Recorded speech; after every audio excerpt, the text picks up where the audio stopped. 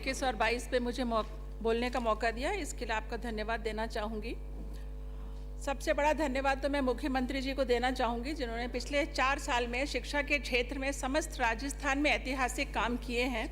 और मुझे लगता है, हालांकि पिछली सरकार ने भी ऐतिहासिक काम तो किए थे जब इन्होंने हजारों की संख्या में स्कूलों को बंद कर दिया था, लेकिन इस बार हमारे मुख्यमंत्री ने बड़ा दिल रखते हुए, हालांकि इनके इलाकों में, इनकी विधानसभाओं में खूब स्कूल क्रमोन्नत भी किए, कॉलेज भी खोले हैं, लेकिन मैं सुबह से देख रही हूँ ये बुराई करने में लग रहे हैं, अंत में आपसे मांग भी रहे हैं। तो मैं मंत्री जी आपसे कहना चाहूँगी, ये गुर्रा भी रहे हैं और मांग भी रहे हैं, तो इनकी बातों में ध्यान ना दें। मेवात के इलाके से आती हूँ, तो सबसे ज़्यादा बात मैं मेवात की करूँगी कि मेवात शैक्षिक, सामाजिक व आर्थिक दृष्टि से अन्य जिलों से कोसों दूर है। यहाँ शिक्षा का उजियाला करने के लिए प्रदेश व केंद्र सरकार की दर्जनों योजना आई, लेकिन फिर भी यहाँ शिक्षा का स्तर उस हिसाब से नहीं बढ़ पाया जिस हिसाब से बढ़ना चाहिए था। इसके पीछे अनेकों कारण रहे होंगे, लेकिन अध्यक्ष महोदय, फिर भी शिक्षा को धरातल पे लाना बहुत ज़रूरी है और इसके लिए हमें कड़े परिश्रम करने की ज़रूरत है। माननीय सभापति महोदय, मेवात क्षेत्र में अलवर व भरतपुर में 16 मेवात आवासीय विद्यालय हैं, जिन्हें 11 आवासीय विद्यालय जो अलवर में थे उन्हें तो शुरुआत कर दिया गया था, लेकिन भरतपुर के स्कूलों को शुरू नहीं किया गया है। तो मैं तो आपसे मांग करूंगी कि इन स्कूलों को अल्पसंख्यक डिपार्टमेंट को दिया जाए और इन स्कूलों को भी शुरू किया जाए। इसमें बहुत सारा बजट इंफ्रास्ट्रक्चर के लिए मेवात बोर्ड से दिया गया है, तो अच्छे स्कूल बन जाएंगे। और ये स्कूल, मुख्यमंत्री जी ने भी इनके लिए आश्वासन दिया था कि 8वीं के स्कूल हैं, गर्ल्स स्कूल है, इनको 12वीं कर दिया जाएगा, लेकिन अभी तक ये 12वीं नहीं हुए। मैं इस सदन के माध्यम से आपसे मांग करूंगी इन स्कूलों को 12वीं किया जाए, क्योंकि राजस्थान के समस्त गर्ल्स स्कूल, चाहे वो कस्तूरबा गांधी भी थे 12th हो गए हैं, लेकिन हमारे मेवात के स्कूल अभी भी 8वीं है। तो ये सबसे पुरजोर डिमांड मैं इस बात की आपके सामने करती हूँ। मेवात की बात करें तो अध्यक्ष जी, मेवात को पिछड़ापन, बैकवर्ड इस तरह से जोड़ा जाता है। सांगानेर से एक विधायक आते हैं, वो भी कह रहे थे, कल मुझे कह रहे थे जब पुलिस पे डिमांड थी कि विधायक जी, क्राइम तो आपके यहाँ से शुरू होता है, आपके यहाँ ही ख़त्म होता है। मतलब उनका कहने का मतलब था कि मेवात में ही क्राइम होता है, आता कहाँ से, हरियाणा से आता है और वापस चला जाता है। जैसे अभी आपने देखा कुछ दिनों पहले ही हरियाणा से लोग आए और हमारे 2 जुनैद और नासिर को किडनैप करके ले गए और उनको जिंदा जला दिया। उन्होंने बिल्कुल सच्चाई बयान करी है, बिल्कुल सच्चाई बयान करी है उस विधायक ने, ऐसा हुआ है। और हमारे भोले भाले लोग कर दिया उनका अंतिम संस्कार। अगर इनके यहाँ कुछ हो जाता ना, ये तो 12 दिन तक नहीं करते और जाने क्या क्या मांगते, लेकिन हमारे भोले भाले लोग थे, उनको तो समझ नहीं थी, वो तो छोटा मोटा जो आश्वासन दिया उसमें हो गए। तो घाटमिका की घटना इस बात को दर्शाती है कि इलाका बहुत पिछड़ा हुआ है, तो लोगों का स्तर हमें बढ़ाना ही पड़ेगा, वरना तो वो लोग भी डिमांड करते ना कि 1 करोड़ भी दो, 2 सरकारी नौकरियां दो, क्यों नहीं कर पाए, क्योंकि उनको इतनी समझ नहीं थी।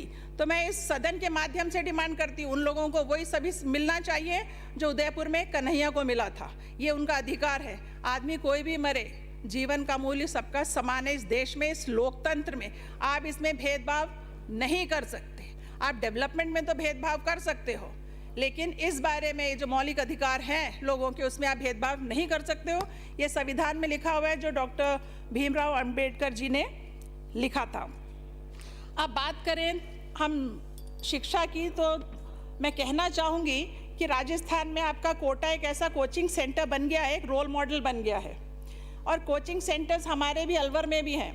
अभी कुछ दिनों पहले मेरे सामने जब 24 से अभी बोर्ड एग्ज़ाम थे, तब कुछ बच्चों का फ़ोन आया कि मैडम, हमें हमारे प्रिंसिपल हॉल टिकट नहीं दे रहे हैं। मैंने पूछा क्यों नहीं दे रहे हैं? कह रहे मैडम, हम कोचिंग सेंटर में जाते हैं, हमारी फ़ीस तो कोचिंग सेंटर वाले ये स्कूल को देते हैं, फिर वो हमें हॉल टिकट देते हैं। फिर कोचिंग सेंटर वालों से पूछा, उन्होंने कहा हाँ मैडम, हमने फ़ीस जमा नहीं कराई है, हम सब करा देंगे, तो ये प्राइवेट स्कूल वाले प्रैक्टिकल में नंबर नहीं देंगे। मतलब ये टोटल माफिया है। वरना ऐसा क्या है इन कोचिंग सेंटर्स में जो सरकारी स्कूल्स में नहीं है? सरकारी स्कूल्स के टीचर्स अच्छे हैं, क्वालिफाइड है, और ये टीचर्स जाके कोचिंग सेंटर्स में पढ़ाते हैं, और वो बच्चों को मानसिक प्रताड़ना इनकी वजह से हो रही है, कोचिंग सेंटर्स और ये प्राइवेट स्कूल वालों से। प्राइवेट स्कूल वाले उनको पेपर्स पे एडमिशन देते हैं, उनकी अटेंडेंस नहीं होती। तो मैं तो आपसे कहना चाहूँगी कि प्राइवेट स्कूल्स में 11th और 12th में बायोमेट्रिक अटेंडेंस आप कराइए, ताकि ये बच्चे उसी स्कूल में जाएँ और कोचिंग में ना जाएँ, ताकि सच्चाई सबके सामने आए। हजारों करोड़ रुपए कमा रहे हैं प्राइवेट स्कूल और कोचिंग सेंटर।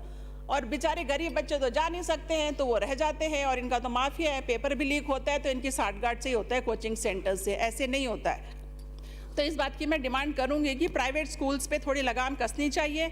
इतनी अधिक फीस भी ये वसूलते हैं और मनमाने काम भी ये करते हैं। अब मेरे इलाके की बात करूं तो बहुत से स्कूल मुख्यमंत्री जी ने दिए हैं, कोई कमी नहीं छोड़ी है। स्कूल्स हों चाहे कॉलेजेस हों चाहे सब्जेक्ट्स हों, छप्पर फाड़ के दिया है। लेकिन मुख्यमंत्री जी तो हमारे अभिभावक हैं।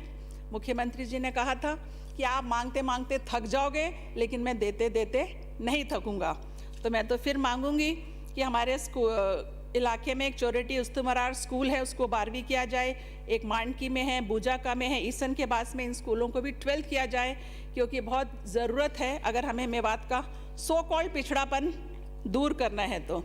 इसके अलावा साडोली में एक बालिका स्कूल है जिसको 12th किया आपने, लेकिन वहाँ जगह की कमी है तो हमें नई जगह अलॉट करवाई है, तो उसके लिए पूरी बिल्डिंग का पैसा भी मैं चाहूँगी सरकार की तरफ से दिया जाए। इसके अलावा साइंस सब्जेक्ट्स खुलने हैं, बल्कि मैं तो कहूँगी सभी 12th के स्कूल्स आपने जो क्रमोन्नत किए हैं सभी में साइंस सब्जेक्ट भी होना चाहिए और आर्ट्स भी होना चाहिए, वरना ये गाँव में रहने वाले बच्चे बेचारे डॉक्टर इंजीनियर कैसे बनेंगे। तो सभी स्कूलों में साइंस हमारे यहाँ होना चाहिए। और बहुत से प्राइमरी स्कूल्स हैं जिनको ज़रूरत है आरटीई के अनुसार कि उनको 8वीं कर दिया जाए। और कॉलेज की बात करें तो मैं मंत्री जी से कहना चाहूँगी कि आपने 3 कॉलेजेस दिए हैं, फिर भी अगर एक पॉलिटेक्निक कॉलेज और आ जाए रामगढ़ में तो मुझे लगता है बहुत बड़ा काम हो जाएगा पूरे इलाके में। और जो रामगढ़ में कॉलेज है उसको राजकीय कॉलेज बनाना चाहिए, पोस्ट ग्रेजुएट कॉलेज बनाना चाहिए और कुछ सब्जेक्ट्स भी इसमें ऐड करने चाहिए। और महिला शिक्षा की बात करें सभापति जी, तो मुझे लगता है कि अन्य देशों की तुलना में हमारे देश में तो महिला शिक्षा बहुत ही पीछे चल रही है। और शिक्षा में मुझे लगता है कि इसको जो संभाल रहे हैं वो पूरे पुरुषों के हाथ में है। तो मुझे लगता है इस डिपार्टमेंट में ज़्यादातर महिला ऑफिसर्स होनी चाहिए। हमारी बैठी हैं अल्पना अरोड़ा जी, इन्होंने पहले भी बहुत काम किया है, तो ऐसी IAS ऑफिसर्स अगर आप लगाएंगे शिक्षा विभाग में ज़्यादा से ज़्यादा तो मुझे लगता बहुत अच्छा काम होगा। बल्कि मैं तो यही कहूँगी कि स्कूल्स जो आपने 12th करा दिए तो हमें रूम्स मांगने की क्या ज़रूरत है। अगर आपने 12th का स्कूल कराया तो उसमें 12 कमरे होने ही चाहिए। अगर आपने 8वीं किया तो उसमें 8 कमरे होने चाहिए और 5वीं है तो 5 कमरे होने चाहिए। और साइंस है तो लैब होना ही चाहिए।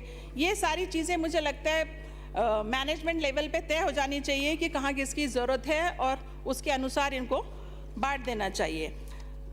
मुख्यमंत्री जी ने बहुत काम किए, रोज़ बच्चों को दूध मिल रहा है, यूनिफॉर्म मिल रही है, 200 रुपये सिलाई के भी मिल रहे हैं। 200 रुपये के बारे में भी बहुत सारे MLA जिक्र कर रहे थे कि 200 रुपये में क्या होगा, कुछ तो होगा। ये भी बहुत बड़ी बात है कि कुछ तो होगा, कुछ दिया ही तो है, किसी से कुछ लिया तो नहीं है। लेकिन इसको जब नेगेटिव सोच होती है तो मुँह से भी सब बातें नेगेटिव ही निकलती है। और जो बात आई है इंग्लिश मीडियम की, बहुत बड़ा कदम है इंग्लिश मीडियम का। मुझे ध्यान है जब मैं पहली क्लास में थी तो मैं भरतपुर में थी, तो वहाँ तो अंग्रेज़ी भी हिंदी में पढ़ाते थे। फिर 5वीं क्लास में मैं साउथ इंडिया चली गई तो वहाँ हिंदी की मैडम को ही बस हिंदी आती थी। तो ये बहुत फ़र्क था। आज से मैं 40-45 साल पहले की बात बता रही हूँ, और यहाँ स्कूल्स में अब इंग्लिश आ रही है। तो मतलब हम काफ़ी ये मानो कि 50 साल पीछे चल रहे हैं इंग्लिश के मामले में। तो ये करके इस बार बहुत अच्छा किया है कि बच्चों को जो वंचित रह रहे थे, प्राइवेट स्कूल्स में नहीं जा सकते थे, वो अब इंग्लिश का पढ़ने का उनको मौका मिलेगा। हालांकि टीचर्स की कमी है, सबकी कमी है, लेकिन एक दिन में सब कुछ नहीं सुधरता, इस बात को मैं समझती हूँ।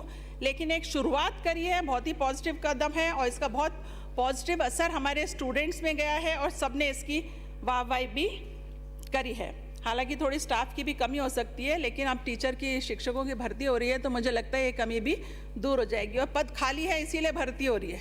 पद तो बढ़ाते रहते हैं, स्कूल बढ़े तो पद भी बढ़ेंगे, खाली होंगे तो भर्ती होएगी और नौजवान हमारे नौकरी में भी लगेंगे। अंत में मैं यही कहना चाहूँगी कि मेवात को पिछड़ेपन से ना देखा जाए, जितना ज़्यादा हो सके मेवात में विकास होना चाहिए। इसके लिए मेवात बोर्ड भी बनाया गया था जिसका बजट पिछली बार 25 करोड़ था, मुझे लगता है उसको कम से कम 100 करोड़ होना चाहिए। इस बार का सारा बजट स्कूल्स में लगा है, रूम्स में लगा है, पूरा 100% बजट उसमें लगा है। और 3 विधायक यहाँ मेवात से आते हैं, 3 विधायक आते हैं, तो मुझे लगता है कुछ ना कुछ बढ़िया इलाके में हमारे होना चाहिए ताकि लोगों को भी लगे कि हमने उनके लिए काम किया है। और मेव देखिए इस अलवर, भरतपुर, नूह और थोड़ा मथुरा में बसते हैं, जहाँ कृष्ण जी का जन्म हुआ था। मैंने भी पूरा इतिहास निकलवाया जागाओं से कि भाई हमारा इतिहास क्या है। तो उस इतिहास में निकल के आया कि मेव तो राम और कृष्ण के वंशज हैं। चाहे धर्म का परिवर्तन हो गया हो, कुछ भी हो गया हो, लेकिन खून तो आदमी का नहीं बदलता, खून तो हम में राम और कृष्ण का ही है। तो इस बात को आप लोग ध्यान में रखें सब लोग कि मेव क्या है और इन्हें मेवा समझे। इन्हें बार बार पिछड़े और ये वो कहने की किसी को ज़रूरत नहीं है। अभी आप 10 साल में देखिएगा कि मेव कहाँ पहुँचे हुए। जब हम 3 विधायक यहाँ पहुँचे हुए तो आप सोचो हम कहाँ कहाँ आगे भी पहुँच जाएंगे। तो सभापति महोदय जी, मैं यही कहना चाहूँगी कि बहुत कुछ दिया है और बहुत कुछ की उम्मीद हम आपसे करते हैं कि अब जब सीएम साहब यहाँ रिप्लाई बजट पास कराएंगे तो मेवात के क्षेत्र के लिए सबसे ज़्यादा से ज़्यादा डेवलपमेंट के काम की घोषणा करेंगे। बहुत बहुत धन्यवाद। जय हिंद। श्री गोपी चंद जी।